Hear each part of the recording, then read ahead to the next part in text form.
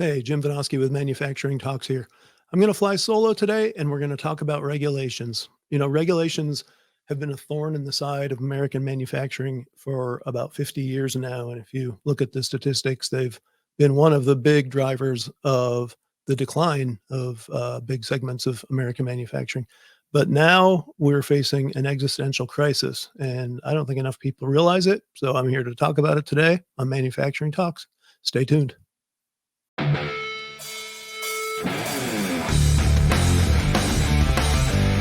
Welcome to Manufacturing Talks with Jim Vinoski.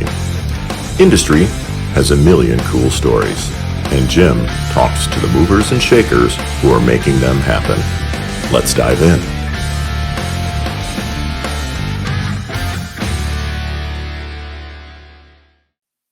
Hey guys, welcome back to Manufacturing Talks. I'm Jim Vinoski, your host. And like I said, we're flying solo today, and we're going to talk about regulations. And the thing that got me really re-interested in this, because it's always been an interest of mine, is some of the recent moves on the energy front. But we're going to talk about things beyond that. But to start, I am going to focus on that because it was the German deindustrialization that I wrote about for Forbes here a couple of months ago that really got me focused on the energy portion. And if you're not aware, you should go out and check out that article. I'll put a link to it in the comments section or in the description. And really, in short, so they had a program called Energiewende, their clean energy push, and they went all in on renewables, on wind and solar. They shut their nuclear plants down, absolute insanity, and their electricity prices have absolutely skyrocketed. They're paying some of the highest in the world. And as a result, you've got a number of manufacturing companies that have shut down. Vallourec closed its seamless pipe plant in Dusseldorf, and another one in Mulheim. A U.S. company called Trinseo closed a styrene facility in Bolin and a polycarbonate line in Stade. And then Olin is an affiliated company that shut down a methylene chloride plant that was also in Stade. And Allnex closed its industrial coatings plant in Hamburg. Meyer Burger Technology AG discontinued production of solar modules, of all things. But the big bellwether is BASF. So in their headquarters town of Ludwigshafen, they have a plant that has, it's a complex with 200 separate plants and about 39,000 employees. And they've started slowly shutting down units in that complex because they can't compete. They can't make product competitively because of those skyrocketing energy prices and other regulations. And they just continue to try to cut costs and shut things down. And it doesn't look good at all across Germany. I read another thing just recently. I forget the steel maker, but they're pulling out. Just saw that last week or the week before. So it's really ugly. And I guess, on the plus side, America in the short term is getting some of that production. Now, on the minus side, when we look at energy alone, we were already on track to follow Germany in much of what they're doing. Right here in Michigan, for example, our Democrats in our legislature passed clean energy requirements last year. And basically, we're going to be shutting down all our coal electrical generation in the next few years. And we had already shut down a nuclear plant. The good news is it looks like we'll bring the nuclear plant back. The bad news is it's a tiny fraction of the overall capacity that we're losing when it comes to the coal, and also some natural gas that looks like it's going to shut down as well. And so we're going to be as a state, in an energy deficit. And we're really not unique. That's a picture that's being repeated across the US. And so we were already on a path that I said was going to make a lot of American manufacturing impossible to do, non-competitive. Now, unfortunately, we have a whole deluge of regulations, energy being one of them. But the Biden administration, in the first 2 years, so this is going back a year, had already imposed 517 new rules that would cost $318 billion. So for comparison, Trump in his 4 years, total 4 years, so again, twice the time, a lot more rules, 1,340 of them, but at a total cost of 64.7 billion. So Biden in 2 years was already on track to do about um, five times as much cost on regulations as what Trump had done. Now the trouble is that was that was last year that those figures are from, and so since then they've just been in absolute blizzard mode, and so they've had federal requirements for energy from the EPA that just came out. They had the EV mandate pushed by raising the CAFE standards for fuel economy, new particulate limits on plant emissions, um, another refrigerant being banned from production, a whole host of new regulations that are especially burdensome to industry, where we were already on a path to where we were going to lose a lot of our manufacturing base because of the same thing Germany saw. And now they've just added insult to injury. And I mean, for example, the EPA um, rules alone that came out a week or two ago for power generation.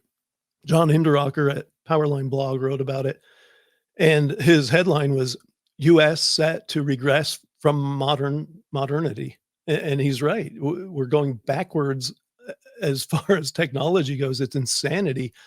Basically, the new rules will have the effect of forcing the shutdown of all coal plants and banning the startup of new natural gas plants.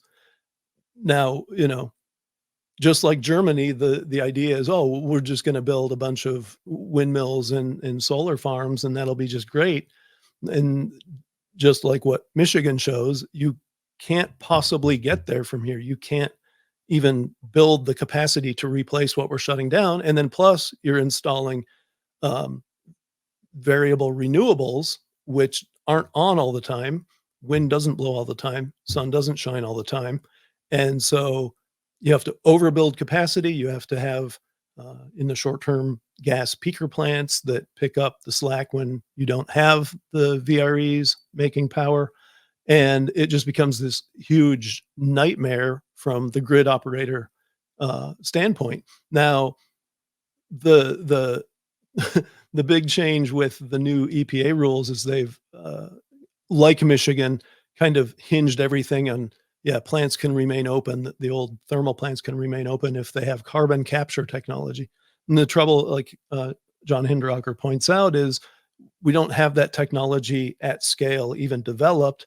And just being able to store the CO2 that you capture is a problem, has to go into geologic formations that are not necessarily where they need to be across the country. They're not available everywhere. The pipelines that you need to transport the CO2 are being blocked by the same pseudo environmentalists who have pushed these insane rules on us. And this is all happening while the demand for power is skyrocketing. So, we've talked about here, we've got reshoring of manufacturing going on. We've got things like the CHIPS Act that are building new plants. And you've got AI and the cloud that are just imposing huge new demands. Mark Mills was here and talked about that. He saw that coming miles away, and sure enough, it's happening. You see that the demand for these server farms and things like that is just going through the roof. And so, like so much with the Biden administration, they're talking out both sides of their mouth. So they want to spend all this federal money to build new plants, new chip fabs, and things like that. And at the same time, they're going to pass rules where those plants can't possibly compete and won't wind up running at anything like the capacity that they claim. And so the trouble is, you've got a whole bunch of things happening that, if you take that step back and look at the overall big picture, American manufacturing, like I said, is in an existential crisis that seemingly no one wants to talk about. Where are the manufacturing leaders? I mean, just around energy alone, I've said, if you're a manufacturing leader and you're not personally focused on getting some new policies in place, then you're not doing your job. Now we talk about this whole onslaught, this blizzard of other regulations that are just going to add to the pain and the misery and the impossibility to compete on a world market when you've got India and China building coal plants out the wazoo so that they can ramp up their own manufacturing. We're in bad shape, folks. And I don't know how to get through to people because clearly I haven't yet. Like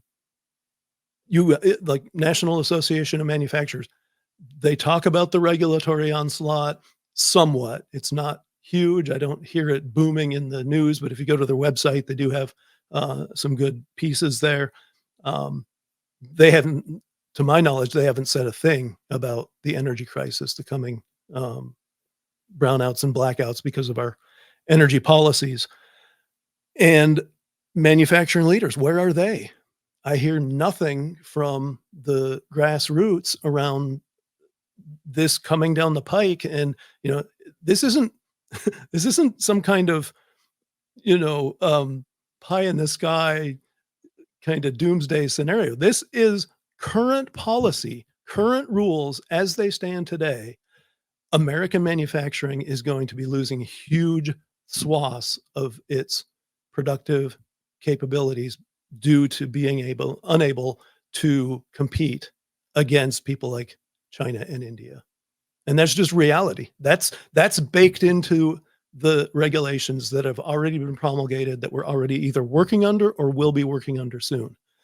So, I can only say it till I'm blue in the face. Folks, if you're in manufacturing, you need to be vocal about this. You need to be talking to your legislators at both the state and the federal level.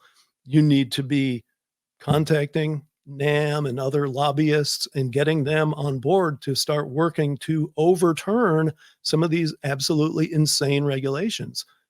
The upcoming election is going to be crucial. I mean, honestly, if you're making stuff in America today and you are giving a penny to the Democratic Party, you're insane because they are intent on shutting you down. That is the reality. I don't care what they say about jobs creation and manufacturing being crucial. As Hinderaker said, Biden's purpose is not to benefit the climate. It is to benefit the vast green grift that is one of the Democratic Party's main constituencies. And that's right. You saw that with folks like Solyndra, people who come in, take billions in federal money and fail, and they go away. They don't have to pay it back. They don't go to jail like the folks in Enron did for running their company into the ground. Because they're tied in with the right people and they're given a pass, walk away with all your money, billions of dollars down the drain. And the rest of us who actually make stuff, we pay the price. And in the end, we're going to go under because of it. People talk about Chevron. So that's the Supreme Court case that is currently working through. It's Chevron versus Natural Resources Defense Council from 40 years ago was the original case being revisited now. And basically, it's a case that said that courts should defer to reasonable interpretation of an ambiguous statute by all these bureaucratic bodies. And, clearly what's happened in the intervening decades is we've got all these alphabet soup agencies that are now they're running amok. They're like the EPA with what they've come out with this year. There's no longer any cost benefit analysis that legally is required. We're spending trillions of dollars to supposedly save the climate. And yet, if you look at the numbers, the things we're doing will have really not much effect on emissions. And then there's a lot of science saying that the emissions are not leading to the kind of crisis that people on the extreme wing of the environmentalist movement are claiming. So I'm going to wrap it up, folks. Again, this is a path to industrial suicide, really to economic suicide of the West. We're seeing it in Germany today. It's coming to our shores soon. Get involved, folks. Please. This is Jim Vinoski with Manufacturing Talks. I'll be here every Tuesday. Come see us. So long.